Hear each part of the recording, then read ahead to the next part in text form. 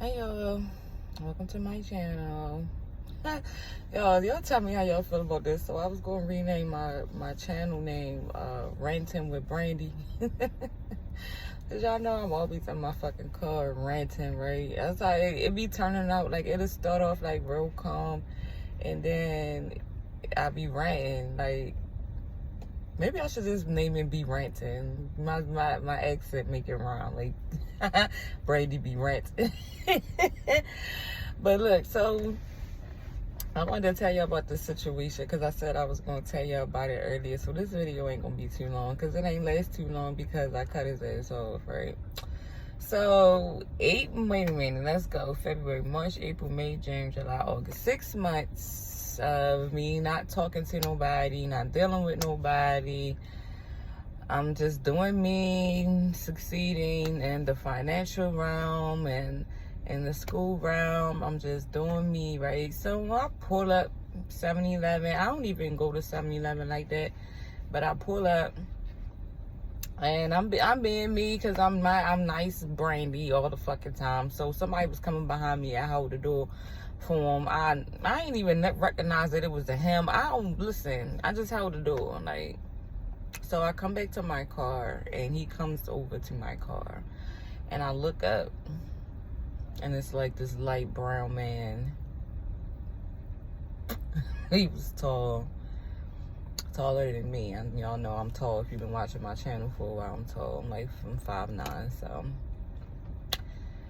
we get to yapping, and because I like to talk, you know, we're talking. And he's just standing outside my car and we're talking for like 30 to 45 minutes. So after that, he gets the gall to ask me for my number. And I'm like, sure. Because I'm me. Never sticking to what the fuck I say I'm going to do. That's my problem. And then so we get to talking. And I think we talked that night. And then, like, I think that at the end of the week, we end up on our first date. And it was at this, like, seafood spot. Because he asked me what I like to eat. And seafood. He's a Capricorn, a December Capricorn. And I think the first, like, while we standing at the car, did I ask him his last name? Yeah, I asked him his last name. And he said Reed. And it didn't click at me at first, that last name. I'm going to tell y'all why it's significant, because it's a part of the story. So I think it was the first date. So we're sitting down and we're talking and we jiving, and it's a good time because I bring this, you know, certain men, you know, I bring this type of spirit. Like, we're like laughing, we're looking at each other and just laughing, like just smiling. There's like this psychic communication thing going on. It's like just real good vibe. Like, the vibes was so good that, like, we can't even order our food. The waitress, we're like telling her to come back, and he's like vegan, pescatarian, so he's trying to look at the menu to see what he want, and, you know, they had the chefs make some special order for him, and, you know, I ordered crab cake or whatever. And so we finally get to, like, you know, sitting there, we eating. We not really eating because we talking. Like, that's the type of vibe that I bring out in men. Like, you could just sit with me and we can just talk. Like, and the talk can be so good, the convo be so good, because I know a lot about a lot of different things. So it's rarely like any subject that we can't talk about that I don't have some type of input in. I'm a very good conversationalist. I don't know if that's a word, but it sounds good. And so, yeah, vibe just good. We talking. So then my intuition was like, ask him, is he related to, I'm not going to say this man's name, because his family is a prominent family in this city. So, I already said his last name. That was enough. So, I asked him if he was related to somebody I knew from my past with the last name Reed. This past is like 15 years ago. So, when he confirmed that he was the uncle of the nephew I dated about 15 years ago, who is now in another dimension, he's not on Earth anymore. Like, literally, I'm not talking about like mentally. So he's just like, we're both like flabbergasted, okay? Because it's like, in a million years, in a million people, 700,000 people in Baltimore, and like we run into each other at a 7-Eleven in the county. Like, I don't really run into nobody in the county like that, and I like it like that. That's why I like living in the county, because I don't run into people that I know like that. And be trying to, like, people be trying to find me and stalk me because I worked at the jail. I know a lot of men in the city, like, I run across them all the time, and so they be trying to talk to me, and so I get out of the city to avoid that type of attention. And so once he finds out that I am who I am, because apparently I was talked about amongst the family, because I think there was a 5-year age difference between his nephew and I. And so yeah, so he heard of me. I don't recall the nephew telling me about his father's side of the family. Like, I met his mother, I met his father, I met his siblings. I even went to they had something on the Spirit Baltimore boat, where the boat drive around the harbor, water, or whatever, and you eat and dance and drink on it and stuff like that. So I don't know if some of his family was there. I don't remember. That was about 15. It might have been more than that, because hold up, we had 2024. In 4 more years, it would be 20 years. So yeah, 16 years ago. I don't fucking remember. So he was asking me, like, did nephew ever talk about me? Because I was his favorite uncle. And I'm like, if he did, I don't remember, because all he told me about was his mom's side.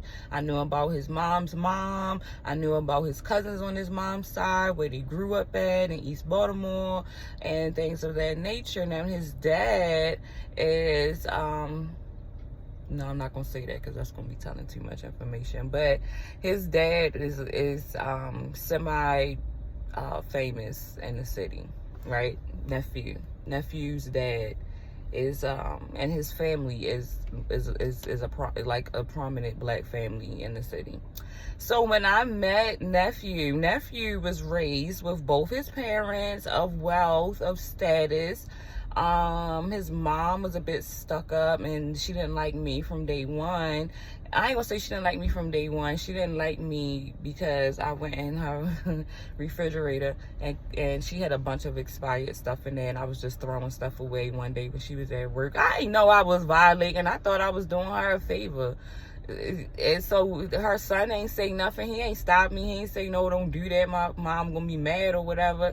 So ever since that day, and plus I'm older, I got tattoos, and she real sedate, like upper class, like, yeah. So she automatically, like, didn't like me from jump, okay? And so, not knowing the type of stuff her son was into, because this boy was not innocent, okay?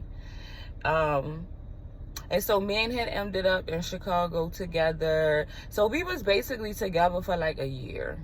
But throughout that year, he was like not consistent. And then in December of that year, he left me, went to Baltimore, was messing with some stripper hoe, and then wanted to come back to Chicago and try to be, you know what I mean? So we was already broken towards the end of that year anyway. My heart was like, no, this nigga's stupid. I'm not going through this shit.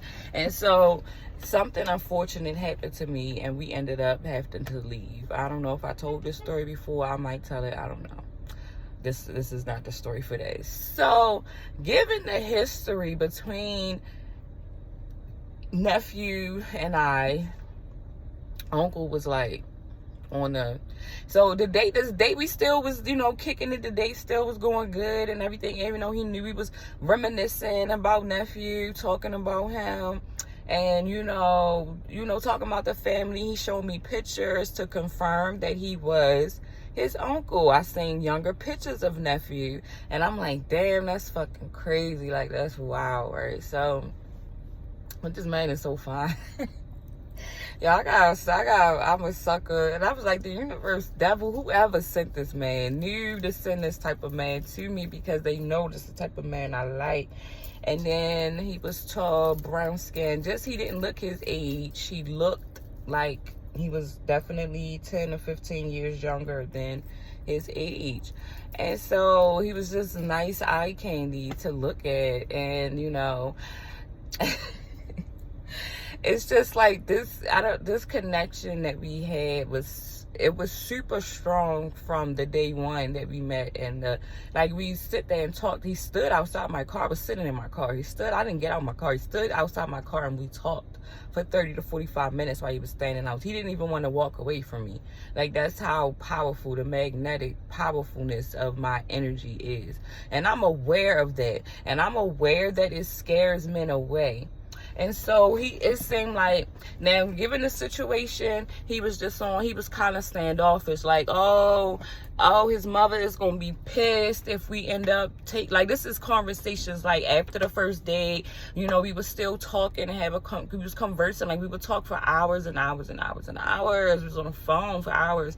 And so throughout those type of conversations, he's just like, oh, you know, and, you know, as days progress and so on and so forth, he's like, oh, you know, his mom, like, he's thinking about, like, how it's going to look if we were to get together on a serious note. And I'm just like, I'm just trying to be friends. We don't have to be like, oh, we about to be like, you know what I mean, like that. We could be friends. And so, friends initially moving into something more, because men can't be friends with me. We don't be friends. The type of energy I give off, men can't be friends with me, because they always want something more. Like the energy, the pull, the magnet, I know what type of energy I bring. And so, because of the energy, because of the situation, he started to become a little standoffish, right? He's like, oh, I don't know if we should talk. I think I'm the one that tried to cut him off first. Like, I was just, because I was like, I knew, like, I could tell that the energy was too much for him. And it was just like, I could tell that, like, he was starting to lust a little more over me real fast. And so I call myself cutting him off. Let me see that. I know I blocked him, so I can look at the message on my phone, but I call myself. So I sent him this message like, no, because I tried to call him, and I started to notice things too. Like, every time I would call him during certain parts of the day, he wouldn't answer the phone. He would text me back and be like, oh, I'm going to call you later, I'm busy. He's an entrepreneur. And from what I've seen, he has real estate properties. And from what I could see, in this brief little time, he may or may not have certain type of access or certain type of status, certain type of money. And because, like, the first day he took me to this land that he was building on, like, he was like, yeah, I'm building on this land, you know, men be wanting to show off they shit. And I straight be telling, man, I don't care about none of that. How are you as a person? Like, who are you as a person?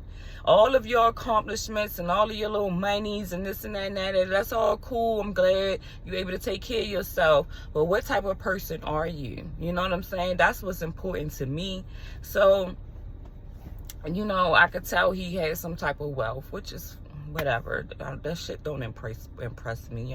So as time goes on, he's like, yeah, wait a minute, I'm sorry. So I text him, I'm like cutting him off because I'm like, I know this energy is too much for him. He's uncomfortable with the situation. So I'm going to just cut him off. I'm going to release him. Like, you don't have to be shady or shaky with me. You don't have to be 1 foot in, 1 foot out. I'm going to put you all the way out. And then you don't even have to think about it. So when I sent him this, I'm not talking to you message, he like, damn, you know. You ain't even like, damn, you gonna text me like you cutting me off. And I'm like, yeah, because I know this energy is crazy. I already know it scares men off. Y'all usually don't be ready. And he's an older man, like he was older than me. And so a little bit on and so I was like, I'm separating myself from the energy. And so you won't be playing with me. Like, you're not going to linger me on and shit. And you know that you're not comfortable with this situation. And we kept having, like, conversations back to that. It's like, yeah, our chemistry is good. He's a December Capricorn. I'm a January Capricorn. He's in the Capricorn Federation. And so we had a lot of spirituality. We had a lot of things in common. We vibed on a lot of shit. Yo, I'm not even joking. So I was like cutting him off because I'm like, if you're not going to be able to get past the fact that I dated your toxic nephew, I'm gonna tell y'all about that and that it didn't even really go nowhere. You feel me? He cheated on me, and that was the end of that. Even though he tried to come back after that, like when we came back to Baltimore, he was in my inbox after he had a kid on me and shit, and still trying to get with me because he was having problems with the stripper baby mother. Like, nigga, that's what you wanted, that's what you got. That's it, that's all. You don't get me no more. You don't get no more access. So he's one of the ones I never went back to. You feel me? I have some ones that I never went back to. I stood on my shit and I said what I said. And so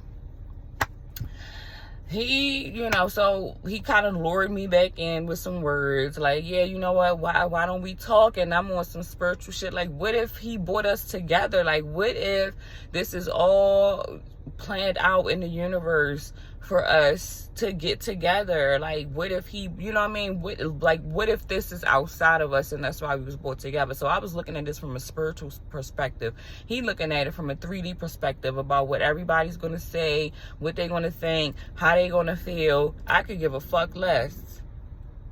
I could give a fuck less about a family that didn't like me to begin with, didn't really accept me to begin with, and really didn't rock with me. So why do I hold some loyalty to them? But he do, because that's his blood family. So I said, okay, if that's what it's going to be, so he's like, oh, we're going to, maybe, we can work things out through talking, this and that. So we end up still talking after that. Gave him a second date after that. Second date was lovely. He took me to a nice all-you-can-eat that I didn't even know they had these all-you-can-eat Indian buffet, like Indian food from India. And it was good. And we set that vibe still the same. Just chemistry, just bang and rang. Like, oh, God, y'all. Like, once in a lifetime type of fucking energy that was, like, and it was beyond sexual. Like, I had this man coming in his face and we was just on the phone. I didn't even do nothing to him. I didn't say nothing. I didn't even have to say nothing sexual. We could just be having conversation and this man would just be pre-ejaculating in his motherfucking pants. That's like, the energy was crazy. Outside of that, we talking on most of, hours and hours and hours. We talking, we vibing, we this and we that. So as time go on, I'm starting to notice that I only talk to him during certain times of the day, which is mostly evening and night. He does text me, and he was texting me in the daytime, like, good morning, hope you sending me affirmations, like, I hope you have a good day, blah, blah, blah, blah. So eventually those morning texts started to wane off. And then I was only talking to him at certain times of the night. It started to become, so I'm like, this nigga playing with me. He got somebody else. Or he just too busy because he got his hands in a lot of pot spaces and shit. So I'm like, okay. So after the third time of him me mostly trying to, like, I've noticed that I was the one that was taking initiative to start to plan us to get together, for us to see each other. It started to all be me. So I pulled my energy back. And after the third time of him standing me up, I called him. I was supposed to see him on a Sunday after work. I called him. This is after 6 o'clock. It's still early in the daytime. The sun is still up. I called him. It's after 6. He don't answer the phone.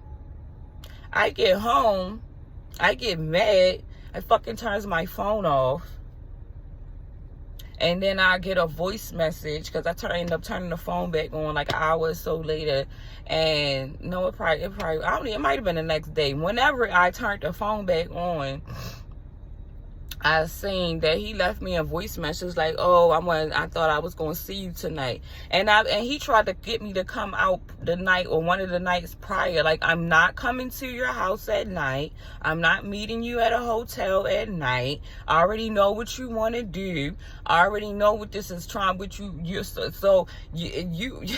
okay with laying down with me? You okay with dicking me down? But you not okay.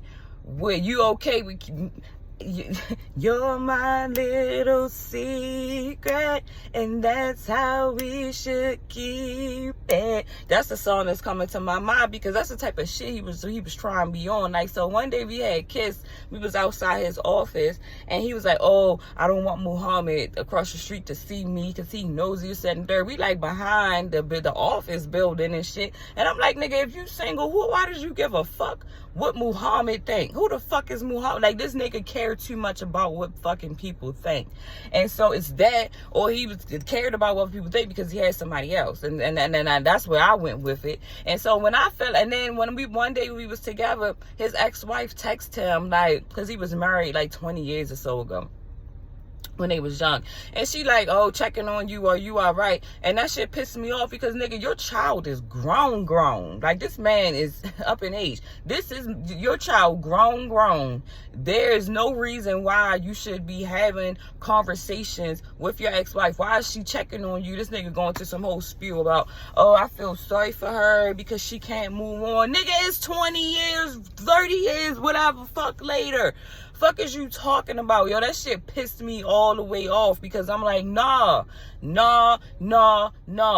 so I cut his ass off and I blocked him. That nigga gonna leave me a message like, "Oh yeah, I thought we was gonna hook up." No, I'm not coming over your house. I'm not. So you want access to my energy? And the day before that, this nigga like, "Oh, can we just? I want to be your friend. I don't want to date you exclusively. I just want to be your friend," basically, in so many words. And I'm shutting that shit all the way down. I'm shutting it all the way down. You're not getting access to my energy. You love the way that I make you feel, but you don't want to commit to dealing with me because of whatever personal hangups you got, and this, that, and the third, But I respected his decision. You don't want to talk to me because I was with your nephew fucking 16 years ago. All right, nigga, then move on. He couldn't step away from the energy. The magnetic pull was just pulling his ass back the fuck in. He couldn't stay away from me. When I tried to fucking get rid of his ass, because I knew that this was how this situation was going to play out, I couldn't stay away. Like, he couldn't stay away from the energy, yo. And so he wanted the energy because of how it made him feel, but he didn't want to go there. Like, as far as having me seen in public, I think he said one time, "Oh, I'm gonna have to tell people I didn't know that you was who you was until, you know, whatever the fuck, after the fact," or some shit like that. So no, you want to play around and play these type of games, nigga, go back to your ex-wife that you still communicating with from 30 years ago. Go ahead and indulge in whatever you indulge in that keeps you busy all day, whatever. You don't have no time to, like, because I was planning dates. I'm doing this, I'm doing that. I'm trying to get us to get together once a week. It wasn't like I was pressing them. If you don't have time this week, all right, we can hook up next week. If you ain't got, so that's how it started to become. And I'm like, no.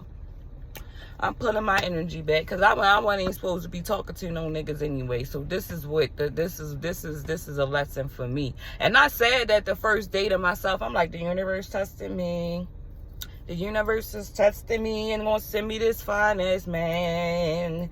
Why is the universe playing with me? Why, oh why? Why, oh why, oh why? Because if they sent the ugly ass motherfucker, he wouldn't even have got no time of day. At all. You think I would have sat in my car for 45 minutes talking to an ugly ass nigga? No. So they sent this fine ass, tall ass man to try to test me, and I shut that shit down within 3 weeks. I gave him about 3 weeks, about 3 weeks of my time, and shut that shit the fuck down, because I'm like, oh, you wanna fuck me, but you don't wanna claim me because of my past history, which is fine. But I'm not going to allow you to do that shit to me, nigga. No, I'm not. I'm going to cut your ass the fuck off and roll the fuck out. But that shit was just another testament to the type of people I'm going to attract. The emotionally unavailable niggas still holding on to bitches from 30 years ago. Like, that is going to be a repeating cycle. So it's just like, Brandy, stick to not talking to nobody. Like, just stick to that for a while. I don't know how long it's going to last. You know, the longest I went really without dealing with nobody is like a year. I went a year sober, a year not dealing with nobody, and I still got the same shit. It don't matter how much time I take out of this game. I come back in the game, still got the same fucking shit. So that was that, and that's that, and that's the end of this story. I'm ready to go check on my clothes because they should be done at this point in time. And peace, love, and hair grease, y'all. Deuces.